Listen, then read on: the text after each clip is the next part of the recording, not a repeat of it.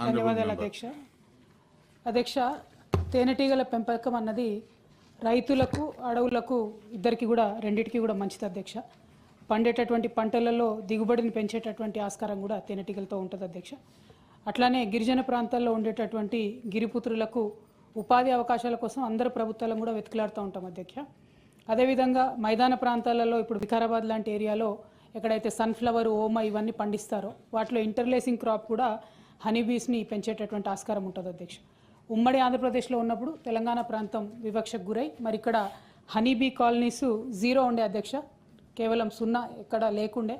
వాటిని తెలంగాణ రాష్ట్రంలో మనము కష్టపడి 15,000 కాలనీలకు పెంచుకోవడం జరిగింది అధ్యక్ష. సో ఇప్పుడు గౌరవ మంత్రివర్యులని మేము రిక్వెస్ట్ చేసేది ఏంటంటే ఈ హనీబీ కాలనీస్ని ఎస్పెషలీ ఆసిఫాబాద్, భద్రాచలం ఇట్లాంటి ఏరియాస్లో కనుక పెంపకం చేసినట్టయితే చాలా మంచి రిజల్ట్ ఉంటుంది. అట్లానే గిరిపుత్రులందరూ కూడా సహాయం చేసినట్టు ఉంటుంది అనేటటువంటి ఒక ఆలోచనతో అడుగుతా ఉన్నాం అధ్యక్ష. అట్లానే నల్గొండ బత్తాయి తోటలు ఎక్కువ ఉంటాయి అధ్యక్ష తమ సొంత జిల్లాలో, మరి అక్కడ కూడా ఇంటర్లేసింగ్ క్రాప్గా ఇది పనికొచ్చేటటువంటి ఆస్కారం ఉంటుంది కాబట్టి గౌరవ మంత్రివర్యుల్ని దీని మీద శ్రద్ధ పెట్టవలసిందిగా నేను రిక్వెస్ట్ చేస్తున్నా అధ్యక్ష. అట్లానే నేను ఇంకొక ప్రశ్న అడిగాను అధ్యక్ష, పట్టు పరిశ్రమకు సంబంధించి అంటే మల్బరీకి సంబంధించి చేయాల్సినటువంటి సాగు గురించి అడగడం జరిగింది అధ్యక్ష. దానిలో కూడా శోచనీయమైనటువంటి అంశం ఏంటంటే మా నేతన్నలకు రైతన్నలకు పనికొచ్చేటటువంటి అంశంలో కూడా ప్రభుత్వం మరి 16 కోట్లు బడ్జెట్లో పెట్టింది, కానీ ఏమాత్రం కూడా రీసెర్చ్ ఇన్స్టిట్యూట్ పెట్టేటటువంటి ఇంట్రెస్ట్ లేదని చెప్పడం కొంచెం శోచనీయం అధ్యక్ష. అంతకుముందు కేసీఆర్ గారు అధికారంలో ఉన్నప్పుడు ఉమ్మడి ఆంధ్రప్రదేశ్లో సాగు లేకుండే అధ్యక్ష, మల్బరీ సాగు పూర్తిగా లేదు. దాన్ని మరి 13,000 ఎకరాలకు పెంచుకోవడం జరిగింది అధ్యక్ష.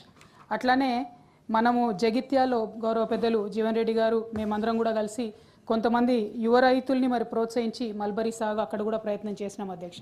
అయితే చాలా తక్కువ సంఖ్యలో వాళ్ళు ముందుకు వచ్చినారు. అక్కడ అగ్రికల్చర్ కాలేజ్ ఉంది కాబట్టి జగిత్యాల క్షేత్రంగా మల్బరీ ఈ మన సిల్క్ వామ్ రీసెర్చ్ స్టేషన్ పెట్టినట్టయితే చాలా ఉపయోగంగా ఉంటుంది అనేటటువంటిది కూడా రిక్వెస్ట్ చేస్తూ ఉన్నాం అధ్యక్ష. గౌరవ మంత్రివర్యులు దృష్టికి తీసుకురావాల్సినటువంటి మరొక ముఖ్యమైనటువంటి అంశం ఏంటంటే ఇప్పుడు ఈ సెరికల్చర్ డిపార్ట్మెంట్లో అధ్యక్ష 650 వరకు అలాటెడ్ జాబ్స్ ఉన్నాయి అధ్యక్ష. గత 15 నెలల్లో దాదాపుగా 400 మంది రిటైర్ అయ్యారు అధ్యక్ష. సో వారి స్థానంలో మన కాకతీయ యూనివర్సిటీలో అధ్యక్ష పీజీ డిప్లొమా ఉంది సెరికల్చర్లో. అక్కడ ఉన్నటువంటి పిల్లలకి ఉద్యోగాలు ఇవ్వాల్సిందిగా కోరుతా ఉన్నాం అధ్యక్ష. వాళ్ళు కూడా ధర్నాలు, దీక్షలు చేసేటటువంటి పరిస్థితిలో ఉన్నారు కాబట్టి ఈ కాకతీయ యూనివర్సిటీలో ఉన్నటువంటి పిల్లలకు ఇది ఇవ్వాలని కోరుతా ఉన్నాం అధ్యక్ష. అట్లానే ఇంకొక తమ దృష్టికి తీసుకురావాల్సింది రీలింగ్ ఇండస్ట్రీ అని ఉంటుంది అధ్యక్ష. ఆ రీలింగ్ ఇండస్ట్రీలో నుంచి మనము పట్టు తీసుకోవడం జరుగుతుంది అధ్యక్ష. మీ అందరికీ తెలుసు పోచంపల్లి, ఇక్కత్తు, గద్వాలు, నారాయణపేట వీటన్నిటికీ కూడా మనకు జిఐ ట్యాగ్ ఉంది అధ్యక్ష. ఆ జిఐ ట్యాగ్ ఉన్నటువంటి ఈ చోటంతటి కూడా మనం బెంగళూరు నుంచి మరి పట్టును ఇంపోర్ట్ చేసుకుంటా ఉన్నాం అధ్యక్ష. దానివల్ల పట్టు చీరలు నేసేటటువంటి నేతన్నలకు కూడా అదనపు భారం పడుతూ ఉంది అధ్యక్ష. మేము కేసీఆర్ గారి హయాంలో ప్రతి పట్టుగుళ్ళకి 75 రూపాయల చొప్పున వరుసగా డబ్బులు ఇచ్చుకుంటూ వచ్చాం అధ్యక్ష. తమరు వచ్చినటువంటి ఈ సంవత్సర కాలంలో 8 కోట్ల రూపాయలు నేతన్నలకు బాకీ పడ్డారు అధ్యక్ష. ఆ బకాయిలను కూడా త్వరగా రిలీజ్ చేయవలసిందిగా కోరుతా ఉన్నాం అధ్యక్ష. అదేవిధంగా గౌరవ మంత్రివర్యుల దృష్టికి తీసుకొచ్చేది ఏంటంటే ఎన్నడూ లేని విధంగా కేంద్ర ప్రభుత్వం GSTని విధించింది అధ్యక్ష చేనేత వస్త్రాల మీద.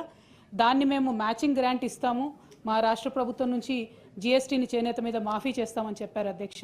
మరి గత సంవత్సర కాలంలో ఆ ప్రపోజల్ని ఏం చేశారు? ఈ సంవత్సర కాలంగా మరి నేతన్నలు కట్టినటువంటి GSTకి రాష్ట్ర ప్రభుత్వము మళ్ళా రియంబర్స్మెంట్ ఇస్తుందా ఏంటి అన్నటువంటి అంశాలని కూడా చెప్పవలసిందిగా నేను కోరుతా ఉన్నాను అధ్యక్ష. Honourable minister. అధ్యక్ష, ప్రశ్న కేవలం పరిశోధనా కేంద్రాలు స్థాపిస్తారా ప్రభుత్వం యొక్క ఆలోచన చెప్పమన్నారు. పరిశోధనా కేంద్రాలు ప్రభుత్వ పరిశీలనలు లేదని చెప్పాను. ఇప్పుడు మేడం గారు చెప్పినటువంటి పట్టు పరిశ్రమకు సంబంధించినటువంటి రాష్ట్ర ప్రణాళిక కానీ తేనెటీగల పెంపకానికి సంబంధించినటువంటి రాష్ట్ర ప్రభుత్వం యొక్క ప్రణాళిక అమలు నా దగ్గర ఇన్ఫర్మేషన్ ఉంది అధ్యక్ష, మీ ద్వారా సభ్యురాలికి పంపిస్తాను. మీరు ఏమన్నా ఉందామా వాణి గారు? థ్యాంక్ యూ అధ్యక్ష గారు. ఇప్పటిదాకా కవిత గారు అడిగినట్టుగా ఇది 2 విధాలా ఉపయోగపడుతుంది. ఈ హనీబీ గురించి, కాలనీ గురించి ఇప్పటిదాకా ఆలోచించకుండా ఇప్పుడు కనీసం ఇప్పుడు ఆలోచించండి. దీని గురించి కొంచెం ఏదన్నా చేస్తే బాగుంటుంది. ఇది రైతన్నలకు రైతులకు ఇద్దరికీ పనికొచ్చే విషయం ఇది. నేను ఒక చేనేత రాష్ట్రాన్ని చేనేత పరిశ్రమకి సంబంధించిన చిన్న విషయాన్ని మీ అందరితో పంచుకుంటాను సార్. అక్కడ ఇది వావిలాల ఖాదీ ప్రతిష్టానాన్ని చాలా ఏళ్ల కింద ప్రతిష్ఠించబడింది. సో ఇక్కడ ఇది కేవైఐసి కింద ఉంటుంది, ఖాదీ విలేజ్ ఇండస్ట్రీస్ డిపార్ట్మెంట్ కింద ఉంటుంది సార్.